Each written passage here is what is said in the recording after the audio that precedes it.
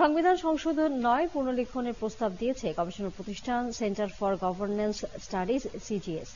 সংস্থাটির পক্ষ থেকে এক সংবাদ সম্মেলনে বলা হয়, বর্তমান সংবিধান সংশোধন করা সম্ভব নয়। রাষ্ট্রের কাঠামোগত পুনর্গঠনের জন্য ধারাবাহিক সংলাপের আয়োজন করবে সিজিএস। তাদের মতে, রাষ্ট্রের মৌলিক সংস্কার শেষ না করে তাড়াহুড়ো করে নির্বাচন দিলে আবারও দুর্নীতিগ্রস্ত হয়ে পড়বে দেশ। ঝুমুর বাড়ির প্রতিবেদন। দেশ গঠনে এবার জেলা পর্যায়ে সংলাপের আহ্বান জানালো centre for governance studies CGS.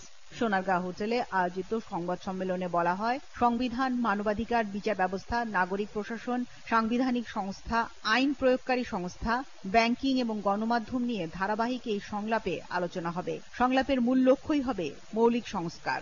শুধুমাত্র কাঠামোগত পরিবর্তন অত্যন্ত গুরুত্বপূর্ণ, সেই সঙ্গে আমাদের মনস্তত্ত্ব আসলে পরিবর্তন আনতে হবে, মাইন্ডসেটে পরিবর্তন আনতে হবে। সরকারের দায়িত্ব আছে, রাজনীতিবিদদের দায়িত্ব আছে, আমি মনে করি নাগরিকদেরও দায়িত্ব আছে। এগুলো মৌলিক বিষয়ে আপনি যদি অ্যাড্রেস করতে না পারেন, তাহলে শুধুমাত্র তাড়াহুড়ার নির্বাচনে গণতান্ত্রিক পুনর্গঠন হবে না, এটা আমরা মনে করি।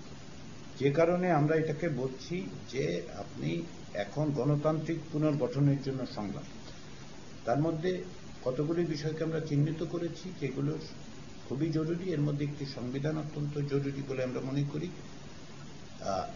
আরেকটা বিষয় যেটা আমরা মনে করি যে বিভিন্ন সাংবিধানিক সংস্থাগুলোর মানে ঢেলে সাজানো সংশোধন, সংযোজন যেভাবে বলেন আর কি, এগুলিতে হাত দিতে হবে। তাদের মতে, কাঠামোগত পরিবর্তনের সাথে সাথে নাগরিক মনোভাবের পরিবর্তনটাও জরুরি, নয়তো রাষ্ট্র পুনর্গঠনে ফল মিলবে না।